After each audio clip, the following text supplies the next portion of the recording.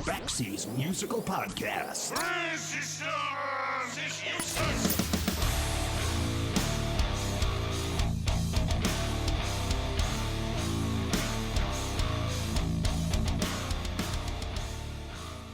A few times over the last several months, I may or may not have pointed out that I play the drums. I've also made it known that in spite of that fact, I don't play the drums very well. In fact, I would describe my skills being somewhere wedged between terribly pedestrian and not very good.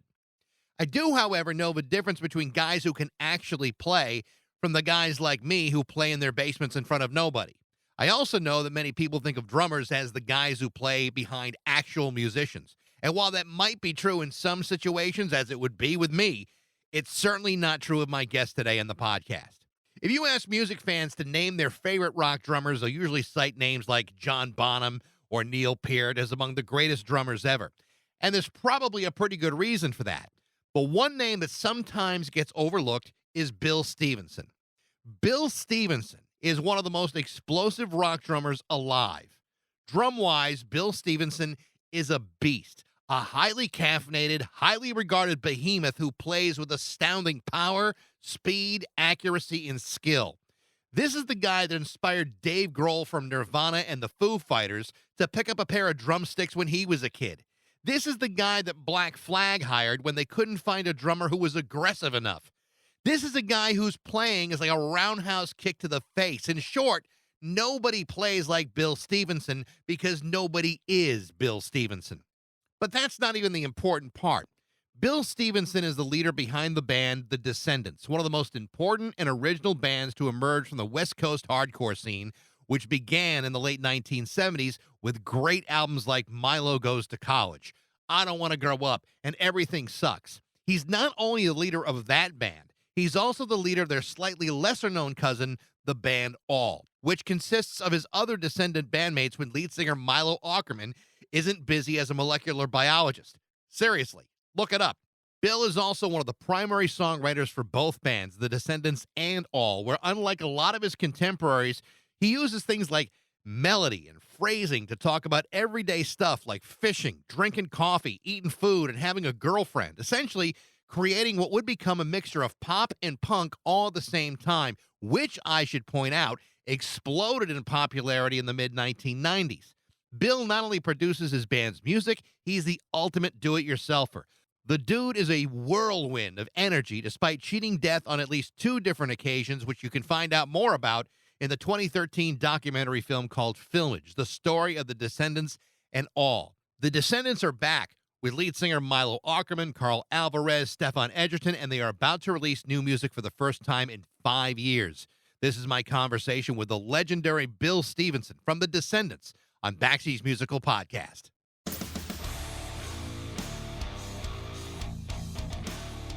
Hi, how you doing? I'm good. It's a real pleasure to talk to you. I've already brewed a pot of coffee. I'm ready to go to talk to Bill. Okay, I'm ready. I just finished watching, probably for like the 3rd time in the last 2 weeks, the Filmage documentary about the band and you, and I just thought it's such an amazing story of you guys, and especially the passion that you brought to that, to not only the Descendants but to All and everything you did. It's a hell of a story. I think those guys did a really good job. I was so relieved when I saw it, just because I wasn't involved with any of the kind of editing or the direction of it at all. Right. And I was so relieved when I saw it, because that could have been such a huge, tedious undertaking for like me and the guys to try to arbitrate that ourselves or whatever. And I really feel like the guys that made the movie did such a good job. I thought so too. I think what's important is it's so hard to find real information about bands you love apart from Wikipedia. Yeah, selfishly, I suppose my only misgiving is that I don't tend to like to draw attention to myself, I guess, which is why I chose the drums as opposed to singing or something. And so my only misgiving is I wish the movie wasn't quite so, much like about me and, my illness that I had and all that stuff. Right. But I guess maybe they had to do it that way because I'm the one, like common thread. I'm the grandpa, I guess. So I worked in college radio back in the 80s, and I remember the first time that I really heard the band or really paid attention would have been 87, around the time the All record came out. And, I played drums in high school and not particularly well, but I remember hearing songs like Coolidge and then Clean Sheets and thinking to myself, Jesus, this drummer is freaking bananas. Like it wasn't just that you knew what you were doing, but you were doing it in hyperdrive. And, as a young kid who, would play drums, I would listen to that going, how the hell's he doing it? And then I realized, oh my God, he's all jacked up on coffee. Yeah, that's funny. In this day and age, okay, at age 57, I'm kind of, I'm trapped by those very same arrangements that I was, that I made when I was a kid and full of energy and full of coffee. Those are getting difficult for me. So it's like I even have to drink more coffee now to pull off some of those more difficult things. And I keep doing it. I mean, even on our brand new record, I feel like those are my most difficult drum arrangements probably ever for Descendents. Or it's like I don't know, I guess it excites me to sort of challenge myself, but at the same time, I don't want to just show off or, ruin the song. But it's almost like I like to see how interesting I can make it without the song structure kind of collapsing. That's kind of been my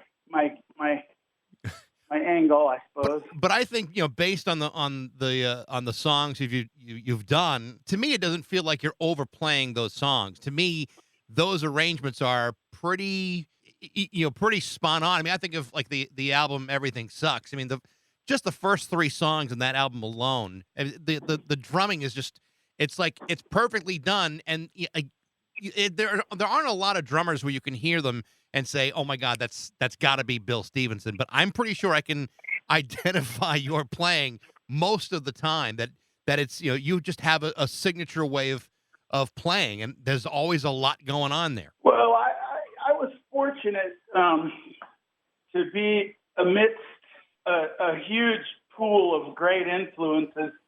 To be in LA, be young and impressionable in LA during the late 70s punk movement was, I can't even explain how fortunate I was to be there. There was Robo and Black Flag, and then there was Jack from The Last, and John McCarthy from the Alley Cats, and DJ Phone Break from X, yep. And Don Bowles from the Germs, and Carlos from the Plugs.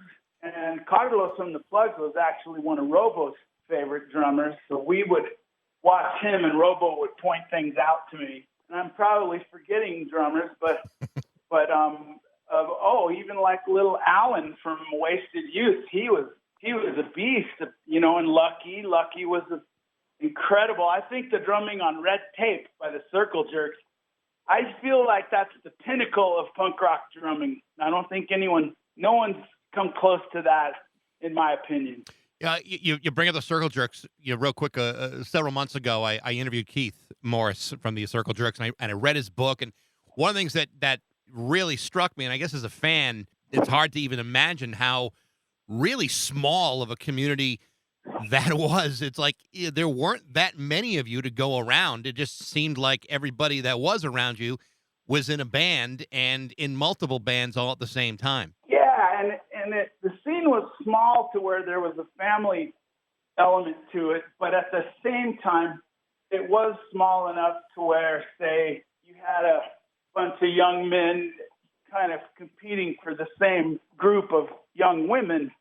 So there was, little jealousies and between bands ridiculing one another. I think that kind of that Black Flag Circle Jerk rivalry was sad because I was kind of in the Black Flag camp, it sort of prevented me from appreciating the circle jerks when at that moment in time, but I sure appreciate them now. The thing about Black Flag, and I'm glad I have you on the phone with it to talk about this, because the stories I've read and the interviews that I've done, it sounds like a definitive turn in events with the audiences.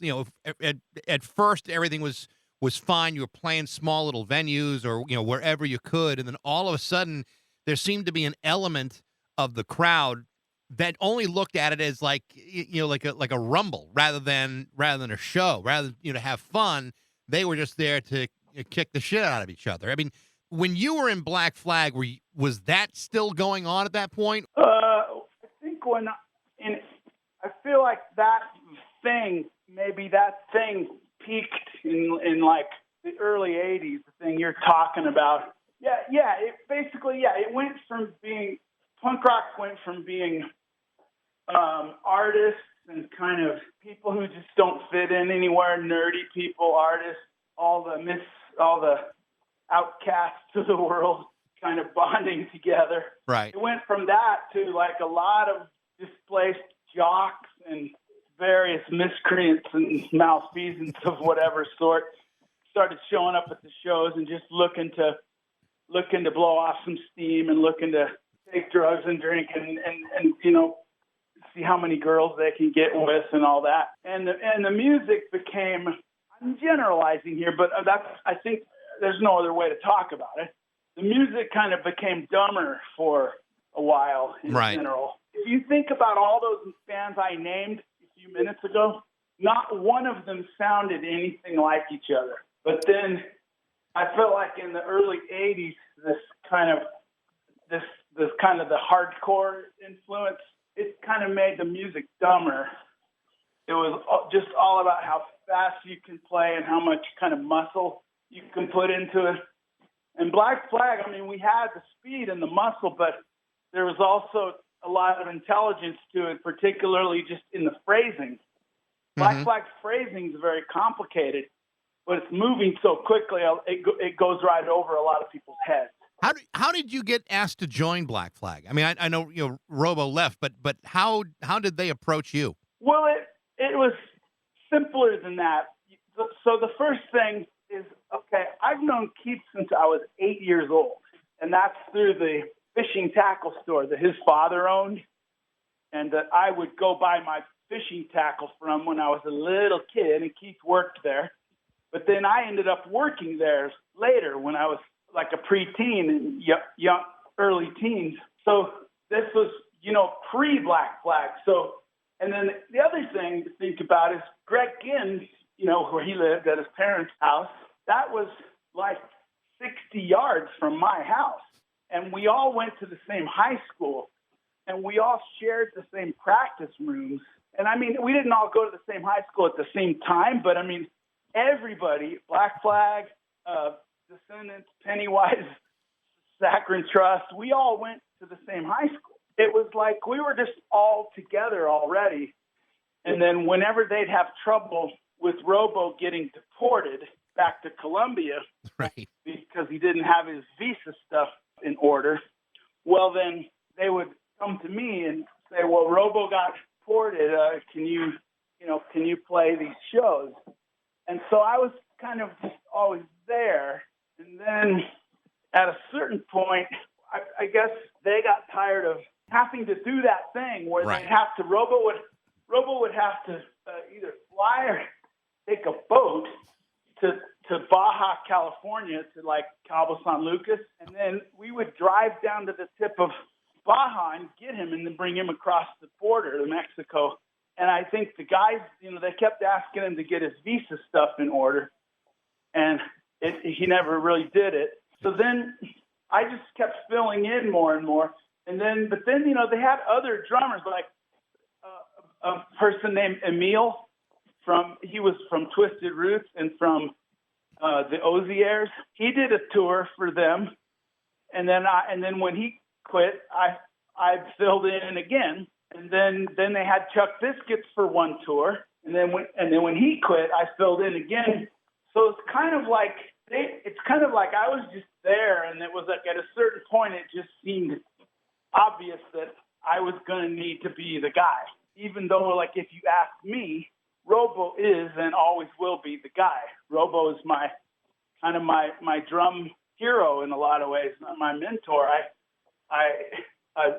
He is a great friend of mine. We're still really close friends today, and I love him dearly. And that's the Black Flag that I love is with Chuck and Greg and Robo. So talking about the Descendents a bit, unlike a lot of the bands that were out there at the time and that talk about politics or social issues, I mean, you guys were singing songs about stuff that people could relate to: food, riding bikes, girls, fishing, farting, mundane stuff that meant something to people, as opposed to just saying. And it said it in the documentary.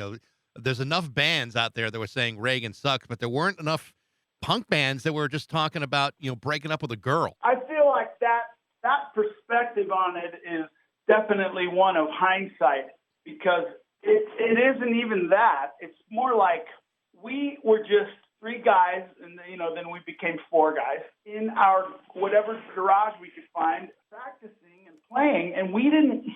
Like the thought that anybody would ever hear us, the thought that like more than 50 people would ever come see us, the fact that we would ever do anything more than play parties or whatever, tiny little bars, the thought never crossed our mind of like becoming famous or selling a bunch of records. And so we weren't writing songs for other people to hear. We were writing songs for us to hear, for each other to hear. We were our own audience because we didn't have an audience, and we didn't think. I mean, I'm not trying to be falsely humble or play it off like we were really unpretentious or whatever. But we genuinely never considered the thought of like what other people might think of what we were doing. With Wiener Schnitzel, it was like, hey, let's write a song about when we drive through and get hot dogs. That'll be cool. It wasn't like, hey, wait till the world hears this. It was like, no, wait till Frank and Tony hear this. Like, wait till we hear this. Are together. That's all it was. And then if one of us had a breakup or a bad experience with a relationship, well, we'd write about that because that was what was on our mind. Like I said, we lived in our own little bubble. I was listening to the Enjoy record just this morning, and I was listening to. I mean, who in their right mind would put a song on there that's just us farting into a boombox? But Bill, it's that sheer freaking poetry was what that is. That's punk rock poetry. You farting into a boombox is like that. That got me through college. Yeah, I guess it's just funny. We just we're in our own little world. One of the big things in the documentary that I thought was really, really interesting is the whole thing with Milo. And you have a guy who is a big fan, joins the band, becomes the lead singer, and at the same time, while he's kicking ass with the band, he also has this burning desire to be a scientist and get a PhD and become a biochemist. But he's always come back. Like he'll be with the band, he'll leave, he'll get that thirst quenched, but then he still comes back. How would you sum up a guy like Milo and his career with your band? Well, I'd start by saying that Milo is the dearest and best friend that I've ever had, and he is the kindest, sweetest friend that anyone could ever want to have. He has tolerated so much BS from me over the years that I couldn't thank him enough. I probably he's helped me through so many things in my life. I feel like I'll spend the rest of my life trying to repay him, or at least show him some gratitude. Even when I got sick and everything, and he wrote that song "Come Back Kid." He wrote that the day that I got out of my brain surgery. Then when I was going through a little battle with sadness, or I don't know, people throw the word depression around a lot, but I went through maybe a little bout with depression, and I started drinking too much and stuff. And then he wrote that song "Smile." for me. He's just Milo's a beautiful person, and I can't untangle the friendship from the bandhood. But basically, until recently he was a scientist first and foremost, and I always knew that. So, when we did Milo Goes to College, the thought that he would continue or to come back to the band later, that never crossed our mind. We never thought that was a possibility. We were doing shows with Ray singing, and so the fact that he's come back and come in and out of the band, I mean, that makes sense to me because he's a scientist first and foremost, and I'm a musician first and foremost, I guess. I mean, it's kind of where I have ended up. And so when he wasn't around, we would operate as all. We had all has done some wonderful music, And so I think everybody kind of got what they want. Me and Carl and Stefan got to keep playing and playing and playing, and Milo got to do his science. Yeah, our band is just more based on the family, the camaraderie, the friendship, and that's really what's. I think that's pretty clear. When you see how audiences respond to Milo, as opposed to the guys you've had sing in all. In my point of view, there are songs that all have done that are every bit as good, if not better, than some of the Descendents songs.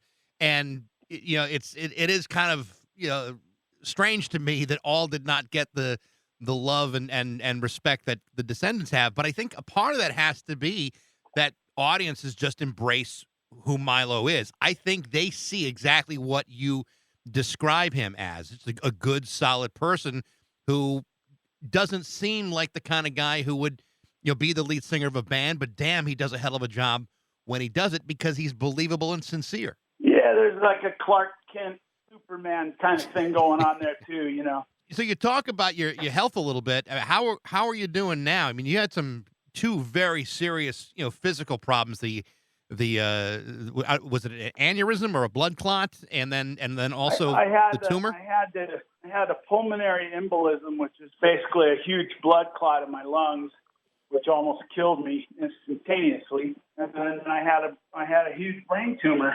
My health is great. In fact, I hope you can hear me clearly enough because I'm walking while we're doing this.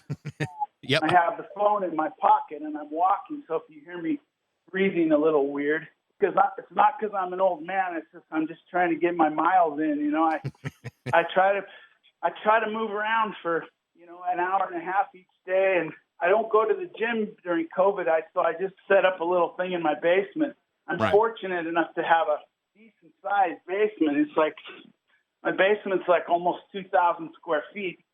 So I've got some dumbbells down here and an exercise bike and resistance bands, and get on the floor and do sit-ups and do what I can. It's hard for me to do push-ups because I'm so big, but I do them as best I can, or I do them on my knees. And I'm trying to stay healthy. I try to eat real nutritious food the best I can. Even though there's so much debate about what constitutes nutritious food. If you ask 10 different people what is nutritious, you get 10 different answers. So I feel like I try to make sense of all that and try to eat the things that try to eat the things that everybody agrees are good for you. There aren't really any people that would disagree if you said, well, broccoli and spinach and cabbage and sweet potato, those are good for you. So I eat a lot of vegetables, but I eat some meat, but it's more fish, I guess, and vegetables. So I'm my health is great. I haven't been since COVID happened. I've lost a little bit of weight, maybe 20 pounds. Wow. But see, when you weigh 250, 20's not that much. No, that's the thing. Yeah, I think you and I are kind of in the same ballpark, Bill. I think age-wise and size-wise, I mean that's about the same ballpark for me too. Yeah, and so I feel like I'm probably stronger than I have been in 15 to 18 years. Wow. I'm probably the last time I was this strong was probably 2004. And I mean, I'm not like some strong guy, muscle guy. I'm only speaking about this in terms of health, because I don't care about the rest of it. I don't care what the scale says, or I don't even really care what my physique looks like. I'm not, out there in the dating market or whatever. So, but I want to be able to move around. I want to be able to go backpacking with my son. I want to be able to play drums through the, 35, 40 some odd songs that we play. I want to be able to run through those with pride and with precision and not be, completely out of breath. So yeah, I'm doing really well. I don't currently have any pending or lingering health issues. No surgeries or anything on the horizon. Well, I mean, considering where you were a couple years ago, that's fantastic news. Yeah, I got no complaints. Yeah. So I know you guys, the Descendents released a couple of songs. Suffrage, are there plans to do more or to release an album anytime soon, or where are things standing right now? Yeah, we're working on a new record. I mean, these songs we've been releasing, they're more kind of time specific to kind of what's been going on in our country. Right. So those are a little more like one-off things, but we are working on an actual new album. So yeah, and I've been spending a lot of time playing guitar, which is something I feel like I fell away from it in the last 8 or 10 years. But now I've picked it back up and I'm really playing. For most of my life, I've played guitar several hours a day and bass for most of my life. Really? Yeah. And I feel like I've picked that back up now. I'm definitely playing more guitar than I am drums right now. I mean, I like playing drums at band practice, but I've never been one of those like drummers. They have the drum key on their necklace and they have the Zildjian t-shirt on and that kind of business. And they talk about all the, drummers that are on the cover of the magazines. I've never been that guy. So if I'm by myself playing music, it's usually on the guitar. Well, Bill, it's a real pleasure to talk to you. Like I said, I've been a fan for a lot of years, and it's great to know that you're feeling better, and that a Descendents record is on the way. It's great news for everybody. Yeah, I'm lagging. Stefan and Milo have finished a ton of songs, and Carl's got some finished too. But I'm lagging. This is not the first time. I guess I just take too long to finish my songs. A lot of times I can't finish them. This is going to sound sort of cheesy probably, but the songs, they just come to me usually like right when I wake up. Before I'm awake, I have like a chorus in my head. And it's the whole thing. It's drums, guitar, bass, melody, and lyrics. It's all in my head. Finished. Done, like on the record. But then I have to wait for another such dream thing for the verse or for the bridge or for the intro. Sometimes I get lucky and I have this dream and there's the chorus, and then I go in and I document it in some way, some recording, whether proper or crude. And then the other parts kind of come to me right then. And then the song's just finished super quickly. Like Cheer Me Up was that way. Like I wrote Cheer Me Up in 10 minutes. Most of the time that doesn't happen. And then I just have that one part. So like Without Love, I wrote the chorus in 2007, but I never finished it. I couldn't, the other parts never came to me.